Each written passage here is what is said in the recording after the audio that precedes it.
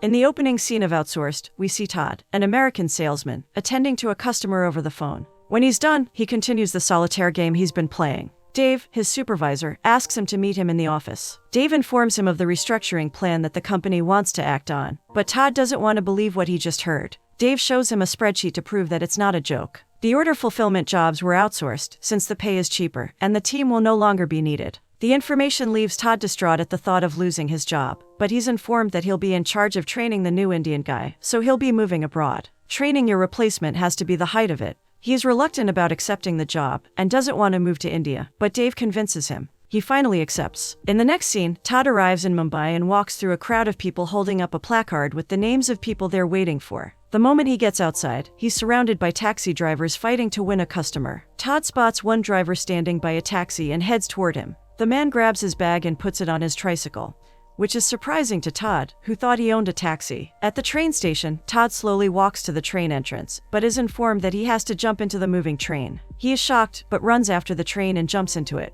This is an unexpected cultural change for Todd. He is stressed and shocked by the way of life in India. Todd finally arrives at his destination. He spots an ice drink stand and gets some to quench his thirst. He has only dollar notes on him, so he ends up paying more for the drink, which excites the seller. It's his lucky day. Just then, a man named Piro walks up to him, asking if he's Todd Anderson, and he confirms that he is indeed Todd. He finds out that a car was sent to pick him up from the airport, and Piro apologizes for the inconvenience. Todd is led away by Piro to the hotel he'll be staying in. On their way to the hotel, they get stuck in traffic, and Piro starts a conversation with Todd. Piro is so proud of his city, and even says it's a very clean city. Meanwhile, a man urinates on the road in the very clean city. Piro keeps calling him Toad instead of Todd, and they exchange business cards. When Todd looks at the card, he realizes that Piro is the guy he's going to train. Piro informs him that he'll be staying at Aunt Jai's guest house, since he thought that the hotel was lonely, but Todd disagrees. Piro keeps insisting, saying that she'll take care of him, and Todd decides to check it out. In the next scene, Todd and Piro get to the guest house, and Aunt Jai heartily receives them. She also calls him Mr. Toad. Todd looks around as she continues talking, before they all head inside to enjoy the tea she has prepared for them.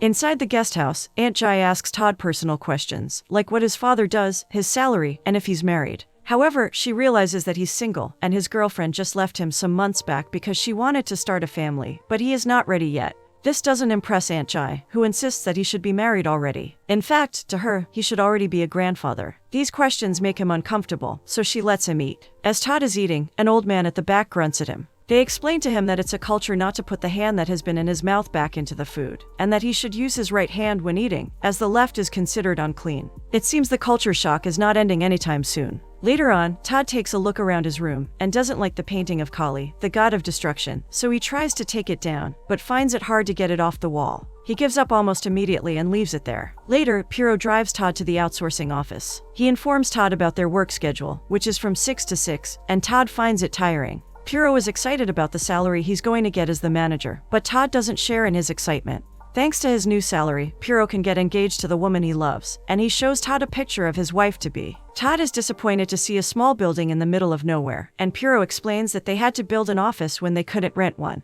On getting inside the office, Todd finds that the interior isn't all that bad. Piro shows him around the office, and Todd is surprised to see a cow in the uncompleted part of the office. Piro speaks in his language to some guys, and turns back to notice that Todd isn't looking good. He finds out that Todd is experiencing cramps, which he thinks may be due to the cola he had earlier. In the next scene, Todd is rushing back to the guest house, since there's no toilet, and is followed by a child who keeps begging for 1 rupee. He finally gives the child some money, and is hugged by the boy before running away. It turns out that the boy is a pickpocket. However, Todd is unable to run after him because of the cramps. On getting to the guest house, he's told that the toilet is downstairs. He runs down and locks the door behind him when he finds the toilet. It's a pit toilet, and he can't find tissue paper. He starts taking off his pants, and sees that he's excreted on them. In the next scene, Todd is lecturing the employees about reducing their MPI, minute per incident, which he thinks would be possible if they spoke like true Native Americans. An employee, Asha, doesn't agree with their sentiment, and thinks that they speak native English, but Todd insists that the customers will feel more comfortable with a fellow American.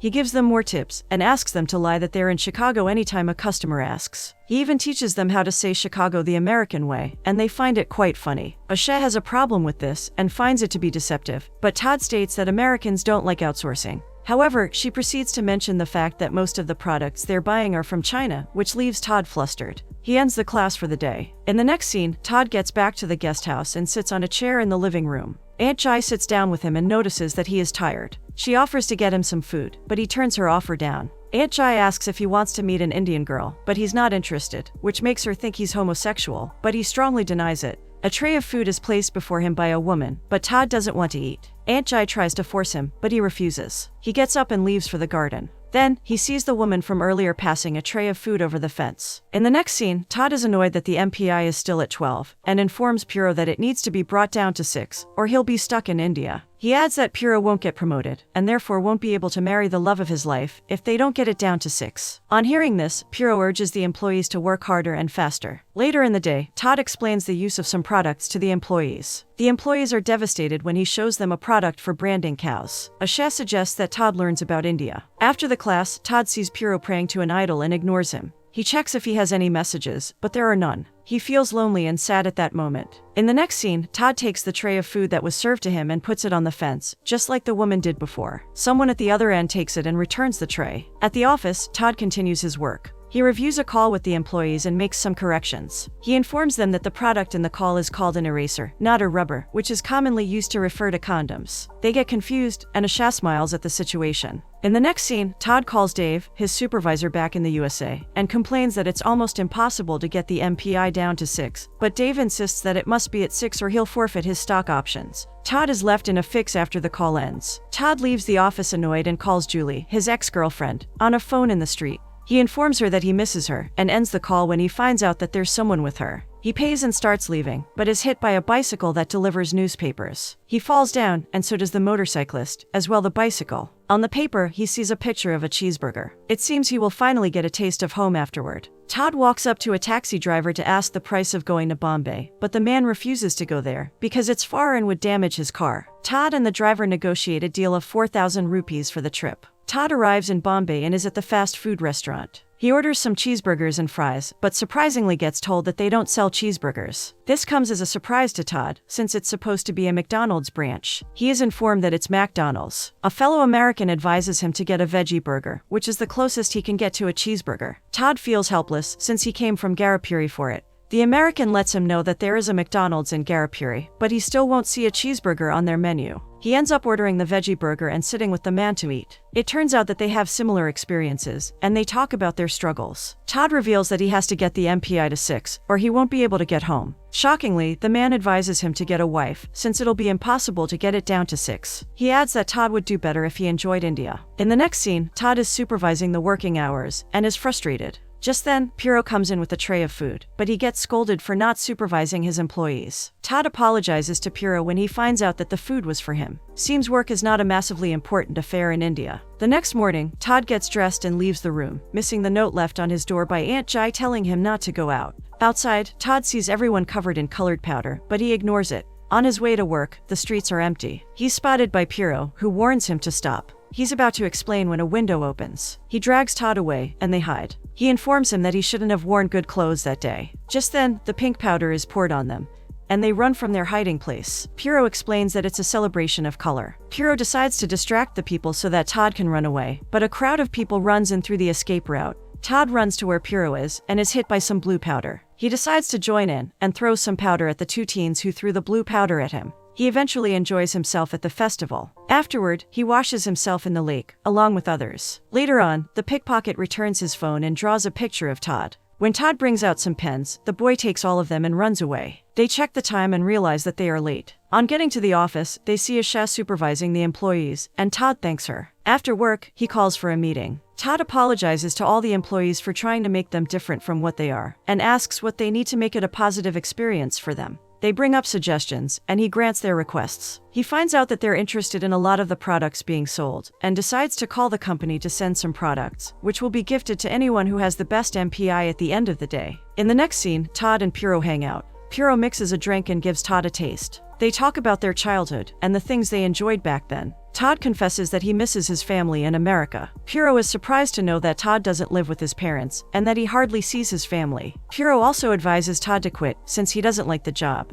But Todd lets him know it's become a normal thing to do for him. In the next scene, Todd arrives at the office and sees a noticeable amount of changes in the work atmosphere, as well as the decoration of the office. The employees have brought the things that are important to them to decorate the office. During work hours, Todd calls Asha to the supervising office and informs her that she'll be the assistant manager when Piro becomes the manager. But this only happens when the MPI is down to 6 and he leaves India. He asks her to help, since it's at 7.41.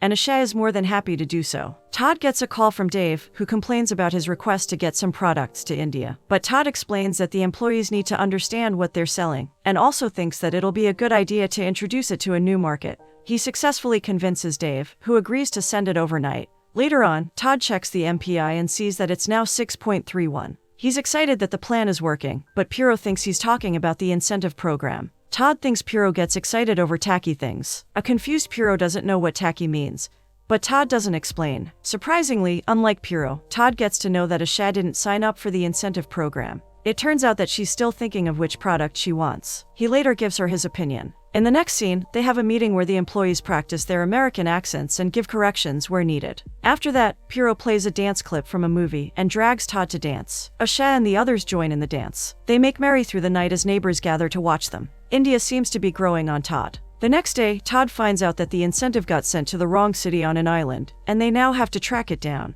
Piro can't go, since he has to take his mother to the hospital. So Asha steps up as the assistant manager and agrees to go with Todd. Todd and Asha board a taxi, and Todd sees a Kali figure in the car. He comments that he's seen it before, making Asha explain more about the god to him. He doesn't understand why they serve the god of destruction, and she explains that destruction can be good sometimes. To convince him of the power of the god, she implores him to make a wish, and he asks the god to destroy something so that he can believe. The driver closes the car boot, gets into the vehicle, and zooms off. They arrive at their destination and wake up from their slumber. Asha acts awkward when she realizes that she had slept on Todd's shoulder. They board a ferry while the taxi waits for them. On the boat, Todd sees one of their products on a customer, and is fascinated by the experience of seeing what he sells to someone. He notices a lot of tourists, which he finds out is because of a famous cave. There's silence for a brief moment, before Asha comments that she can speak in his accent if she wants to, and proceeds to talk in the American accent. Todd, in turn, replies in the Indian accent, even shaking his head like them, which makes her laugh. On the island, they see the package being employed as a table by a man.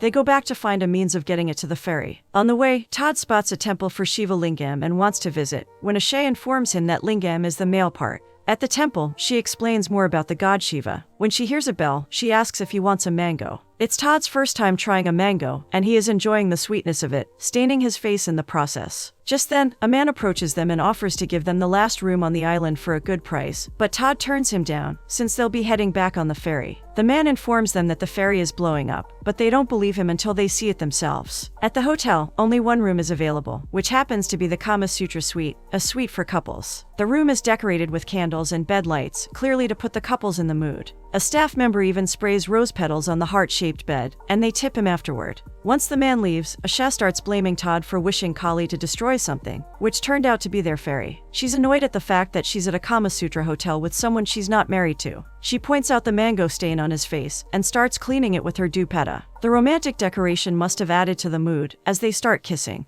Later on, we see that they've done the deed, and are now going through the Kama Sutra manual. He wants them to try something he saw in the manual, making Asha laugh. She gets serious and asks him to keep the events that night a secret, to which he agrees. They go under the bed covers again. The next day, Todd and Asha are in a taxi, and she sets his ringtone to a Bollywood tune. They smile lovingly at each other, like new lovebirds. However, they start using honorifics when they notice the taxi driver staring at them through the rearview mirror. Todd gets out and bids her goodbye. When Todd gets back, he spots the pickpocket on the street and calls him. He gives him a water paint palette, and the boy hugs him while removing his phone. The boy waves the phone he took from Todd's pocket and runs away. Todd is left in disbelief at the actions of the boy. At this point, it's hard to know if the boy will change at all, or he possibly has other plans. We'll see. In the next scene, Todd and Asha are supervising the employees. She talks to him without looking at him, and he replies doing the same thing. They don't want to give the others any ideas of what is going on between them. She complains about being 3 feet away from him, and he suggests that they meet up after work, but she won't be able to. Asha comes up with the idea that they meet at the market after leaving at different times, and he agrees. He compliments her perfume, but it turns out to be cardamom that got in her clothes, because she resides very close to the spice market.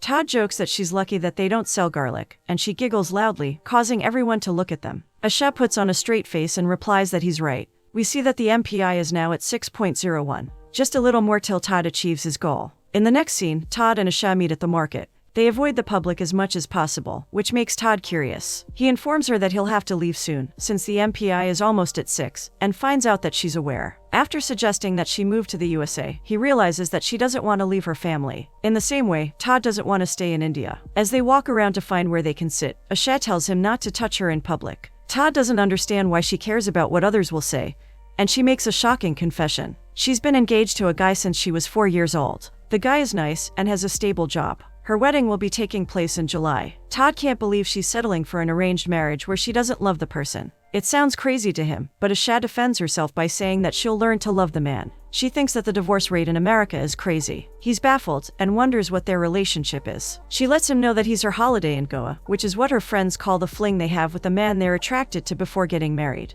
He's hurt that he's only her holiday in Goa, as tears blind her eyes. She sees a woman staring at them through a window and informs Todd, asking him to act like a business person. They shake hands and go their separate ways. In the next scene, Todd checks the hand Asha shook and sees a page of the Kama Sutra manual folded up, which makes him smile. Just then, a man calls him from the other end of the fence and he climbs over, following the man through the streets. Todd is served some food. The pickpocket shows up and gives Todd back his phone, but this time, he decorates the phone, which makes Todd smile. The next day, Todd gets a call from Dave, who is asking for a ride from Bombay, which comes as a surprise to Todd. He was not aware that he was coming to India. Todd gets down from a tricycle and spots Dave at the cola stand. The man recognizes Todd. Later on, Todd takes Dave to the office, which appears disappointing to Dave. It looks like a storage unit to him. Todd is curious as to why Dave decided to visit. He discovers that because the MPI went down so fast within 3 weeks, the superiors suspect him of rigging it. Dave has come to see it himself and make sure it's not rigged, but they are in for a shock. Inside, they see the MPI at 15. And not only that, the office is flooded by the irrigation of the farmers nearby. Piro and some men desperately try to get the water out of the office, to no avail. Dave suggests that Todd should rip up his passport, because he won't be returning anytime soon. But Todd comes up with a solution, and asks everyone to move their workstations to the roof and rewire the place. Asha smiles proudly at his quick decision-making. Todd gets a car key from an employee to get a consultant. The relocation of the workstations happens fast, and Todd comes back with his neighbor, who turns out to be the man who called him from over the fence. When the rewiring is done, everyone gets back to work. Everything goes smoothly, and Dave is happy with the result. By the end of work, the MPI gets down to 5.57, and Todd asks that they celebrate at Lotus. Todd goes downstairs to inform Dave of their plans to celebrate at Lotus, but Dave reveals the major reason he is in India. Sadly, he is there to wipe all the proprietary data on the hard disks before they leave. The order fulfillment jobs have once again been outsourced to China, which is cheaper than India. Once again, another set of people is about to lose their means of livelihood to insensitive management decisions. Todd can't help being disappointed with the company, and angrily walks out.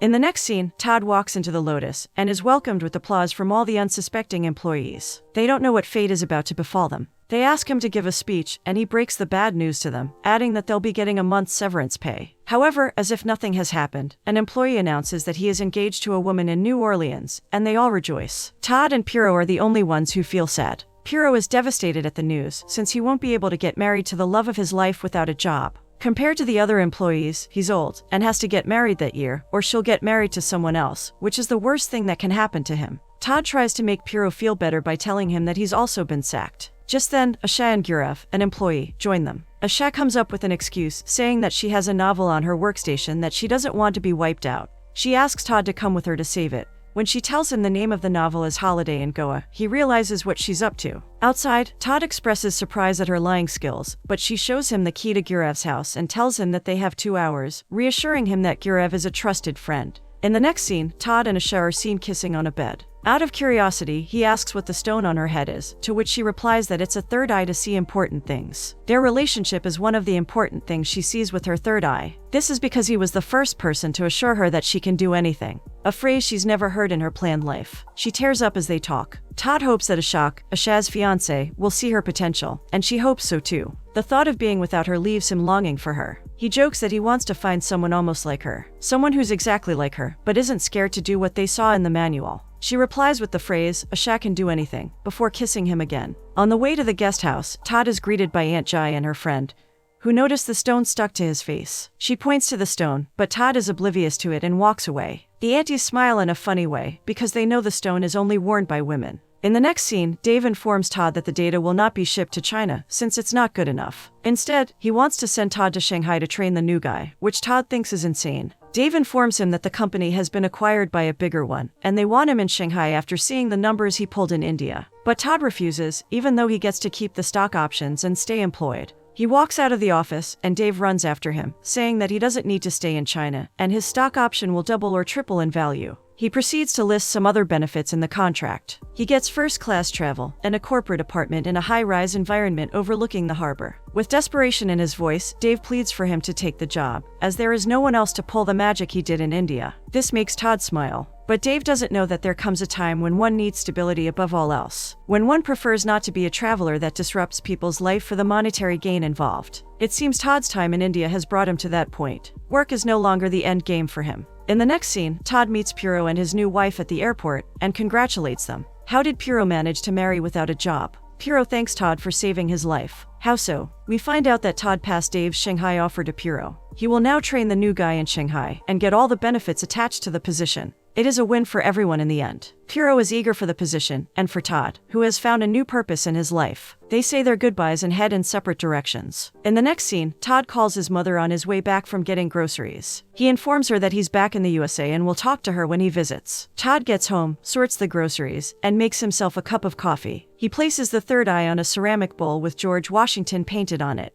Just then, his phone starts ringing, and the Bollywood tune starts playing, which makes him smile. A visit to India has changed his life for good.